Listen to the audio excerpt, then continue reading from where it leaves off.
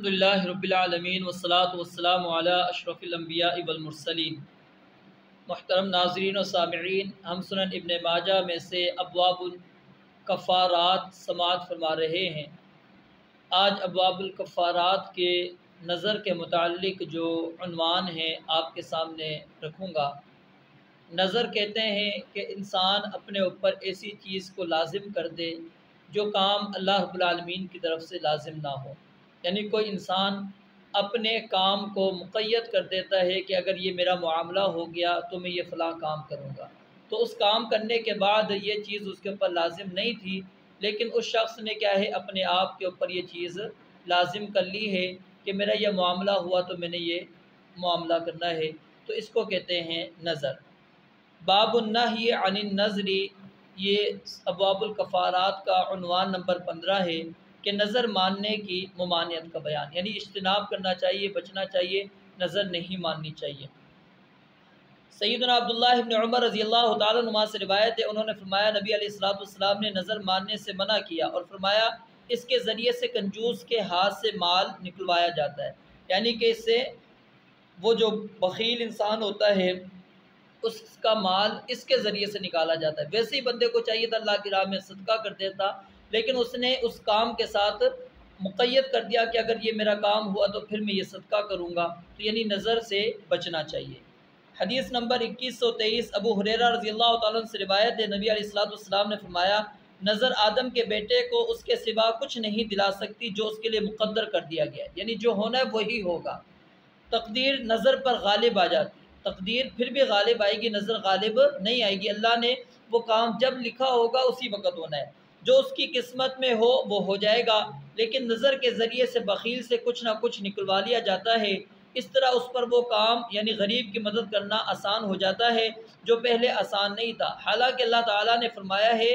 انفق علیک کہ تو خرچ کر، میں تجھ پر خرچ کروں گا، یعنی مقصود کیا تھا کہ پہلے تو صدقہ کرتا، پھر اللہ تعالیٰ سے اپنے اس کام کے بارے میں صدقہ کر کے رب سے دعا کرتا اللہ تعالیٰ لیے اس کام کے اندر آسانی کر دے دے۔ لیکن یہاں پر نظر کے اندر معاملہ کیا ہوتا ہے، الٹ ہوتا ہے، بندہ کام پہلے چاہتا ہے اور صدقہ بعد میں کرنا چاہتا ہے، تو پہلے صدقہ کرنا چاہیے تھا، بعد میں انسان وہ کام اللہ رب العالمین کی مشیت پہ چھوڑ دیتا کہ اللہ رب العالمین وہ کام میرا پورا کر دے۔ تو اس لیے نظر سے انسان کو بچنا چاہیے۔ اللہ کے نبی علیہ السلام نے نظر ماننے سے منع قرار دیا ہے اس کو۔ باب النظر فی المعصیہ کہ گناہ کے کام کی نظر، اگر کوئی انسان گناہ کے کام کی نظر مان لیتا ہے اس نظر کو پورا نہیں کیا جائے گا، بلکہ اس نظر کو انسان کو توڑ کر قسم کا کفارہ دینا چاہیے۔ عمران بن حسین رضی اللہ تعالیٰ عنہ سے روایت ہے، نبی علیہ السلام نے فرمایا لا نظر فی معصیت کہ گناہ کے کام کی کوئی نظر نہیں، ولا نظر فیما لا یملک ابن آدم جس چیز کا انسان مالک نہیں اس کی بھی کوئی نظر نہیں۔ یعنی نظر کیوں مانی جاتی ہے کہ اللہ تعالیٰ کو راضی کیا جائے، لیکن اگر کوئی شخص ایسی نظر مان لیتا ہے جو گناہ کی ہے تو وہ نظر کالعدم ہوگی، اسے پورا نہیں کرنا چاہیے بلکہ اس کے بدلے میں اس کو کفارہ دینا چاہیے۔ حدیث نمبر 2125 عائشہ رضی اللہ تعالیٰ عنہ سے روایت ہے، نبی علیہ السلام نے فرمایا گناہ کے کام کی کوئی نظر نہیں اور اس کا کفارہ قسم کا کفارہ ہے، یعنی جو پیچھے آپ سن چکے ہیں حدیث نمبر 2107 کے اندر۔ حدیث نمبر 2126 عائشہ رضی اللہ تعالیٰ عنہ سے روایت ہے کہ نبی علیہ السلام نے فرمایا جو شخص اللہ کی اطاعت کی نظر مانے اسے چاہیے کہ اللہ کی اطاعت کرے، اور جو شخص اللہ کی نافرمانی کی نظر مانے اسے چاہیے کہ اللہ کی نافرمانی نہ کرے، یعنی اپنی قسم کو توڑ دے، اپنی نظر کو پورا نہ کرے بلکہ قسم کا کفارہ دے دے۔ عنوان نمبر 17 باب من نظر نظرا ولم یسمیہ کہ جو شخص ایسی نظر مانتا ہے جو کہ غیر معین ہے، یعنی پہلے تو تھا معین نظر ہے، ایک غیر معین نظر، اب اس کے اندر وہ شخص کیا کرے، کیا اس کو پورا کیا جائے گا یا نہیں کیا جائے گا، یا پھر اس کو کس طرح اس نظر کے معاملے کو ختم کرنا چاہیے۔ حدیث نمبر 2127 عقبہ بن عامر جوہنی رضی اللہ تعالیٰ عنہ سے روایت ہے، نبی علیہ السلام نے فرمایا جس نے نظر مانی اور اس کا نام نہ لیا اس کا کفارہ قسم کا کفارہ ہے، کیونکہ متعین نظر نہیں تھی تو اب ایسی نظر کا کفارہ اس کو ادا کرنا پڑے گا جو قسم کا کفارہ ہے۔ عبداللہ ابن عباس رضی اللہ تعالیٰ عنہ سے روایت ہے، نبی علیہ السلام نے فرمایا جس نے نظر مانی اور اس کا نام نہ لیا یعنی تعین نہ کیا اس کا کفارہ قسم کا کفارہ ہے، اور جس نے نظر مانی جسے وہ پورا کرنے کی طاقت نہیں رکھتا اس کا کفارہ بھی قسم کا کفارہ ہے، اور جس نے ایسی نظر مانی جسے پورا کرنے کی وہ طاقت رکھتا ہے اور اسے چاہیے کہ نظر پوری کرے، یعنی طاقت کے اندر ہے تو پھر نظر پوری کرنی چاہیے وگرنہ نہیں۔ باب الوفاء بالنظر، نظر پوری کرنا، یعنی اگر کسی نے نظر مان لی ہے تو کیا اس کو پورا کرنا چاہیے؟ ہاں، اس کو پورا ہی کرنا چاہیے جب تک اس کے اندر شرعی طور پر کوئی معصیت اور گناہ والا معاملہ نہ ہو۔ حدیث نمبر 2129 عمر بن خطاب رضی اللہ تعالی عنہ سے روایت ہے، انہوں نے فرمایا میں نے جاہلیت میں ایک نظر مانی، اسلام قبول کرنے کے بعد میں نے نبی علیہ السلام سے دریافت کیا تو آپ علیہ السلام نے مجھے نظر پوری کرنے کا حکم دے دیا کہ اس نظر کو پورا کرو۔ حدیث نمبر 2130 عبداللہ ابن عباس رضی اللہ تعالیٰ عنہ سے روایت ہے کہ ایک آدمی نے نبی علیہ السلام کی خدمت میں حاضر ہو کر عرض کی، اللہ کے نبی علیہ السلام میں نے بوانا کے مقام پر اونٹ ذبح کرنے کی نظر مانی ہے، تو آپ علیہ السلام نے فرمایا تیرے دل میں جاہلیت والی کوئی بات تو نہیں؟ اس نے کہا نہیں۔ آپ نے فرمایا پھر اپنی نظر پوری کر لے، یعنی اگر دل میں جاہلیت والا معاملہ ہے کہ تم نے جو تعین کیا تھا کسی مزعومہ تقدس کی وجہ سے کہ وہاں پر اس جگہ کے لحاظ سے تمہارا کوئی خیال تھا، پھر تو اس کو پورا نہیں کرنا چاہیے، اگر کوئی ایسا خیال نہیں ہے تو پھر اس کو پورا کرنا چاہیے۔ حدیث نمبر 2131 میمونہ بنت کردم یساریہ رضی اللہ تعالی عنہ سے روایت ہے کہ ان کے والد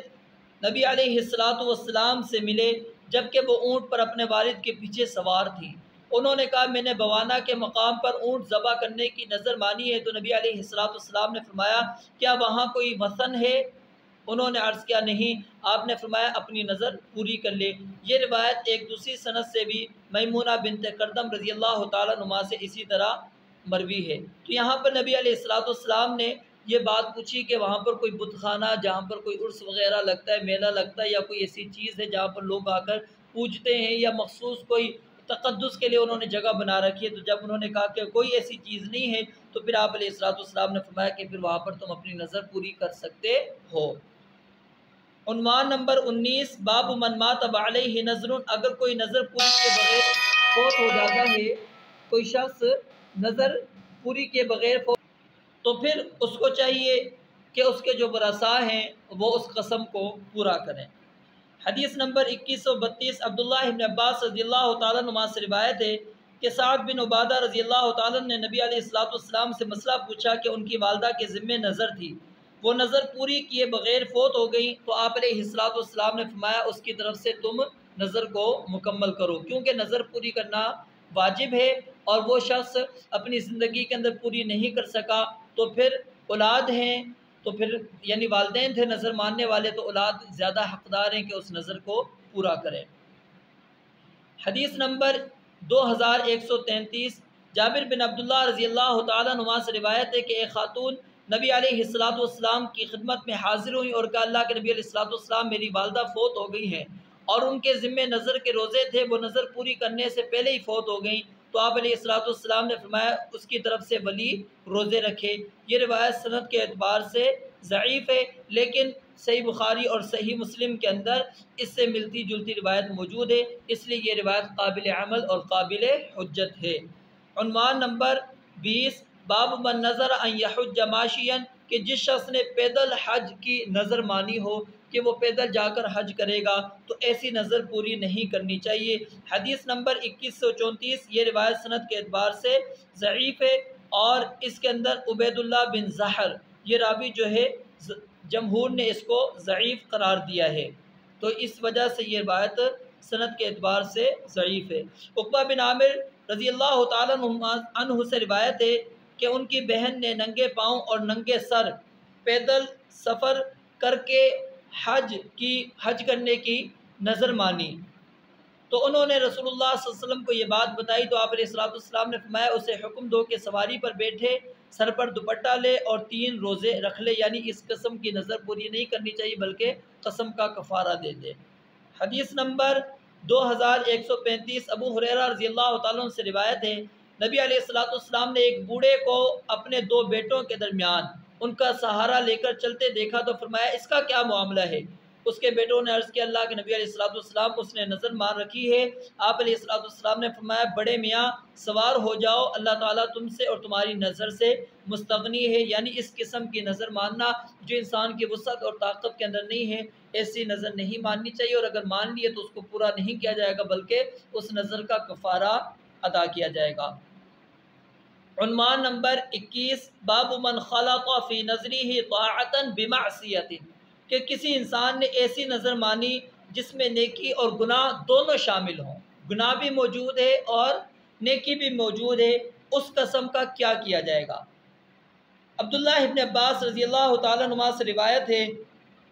کہ مکہ مکرمہ میں نبی علیہ السلام کا گزر ایک شخص کے پاس سے ہوا جو دھوپ میں کھڑا تھا، تو آپ علیہ السلام نے فرمایا یہ کیا معاملہ ہے؟ لوگوں نے عرض کیا اس نے نظر مانی کہ روزہ رکھے گا، رات تک سائے میں نہیں آئے گا، کلام نہیں کرے گا اور کھڑا رہے گا۔ آپ علیہ السلام نے فرمایا کہ اسے چاہیے کہ کلام کرے، سائے میں آئے، بیٹھے اور اپنا روزہ پورا کرے۔ اب اس کے اندر روزے والی نیت یعنی وہ جائز تھی، باقی تینوں کام درست نہیں تھے، تو اس لیے آپ علیہ السلام نے فرمایا کہ وہ تینوں کام کو چھوڑ دے، اپنے روزے کو مکمل کر لے، اور اس کو چاہیے کہ گفتگو بھی کرے اور سائے میں بھی آئے اور بیٹھ بھی جائے، کھڑا نہ رہے۔ امام ابن ماجہ نے مذکورہ روایت حسین بن محمد بن شمبا واسطی کے واسطے سے بھی نبی علیہ السلام کی سے گزشتہ حدیث کی مثل بیان کی ہے۔ تو یہاں پر جس شخص کا تذکرہ موجود ہے وہ کون تھے؟ ابو اسرائیل رضی اللہ تعالیٰ عنہ تھے۔ تو نبی علیہ السلام نے ایسی نظر جس کے اندر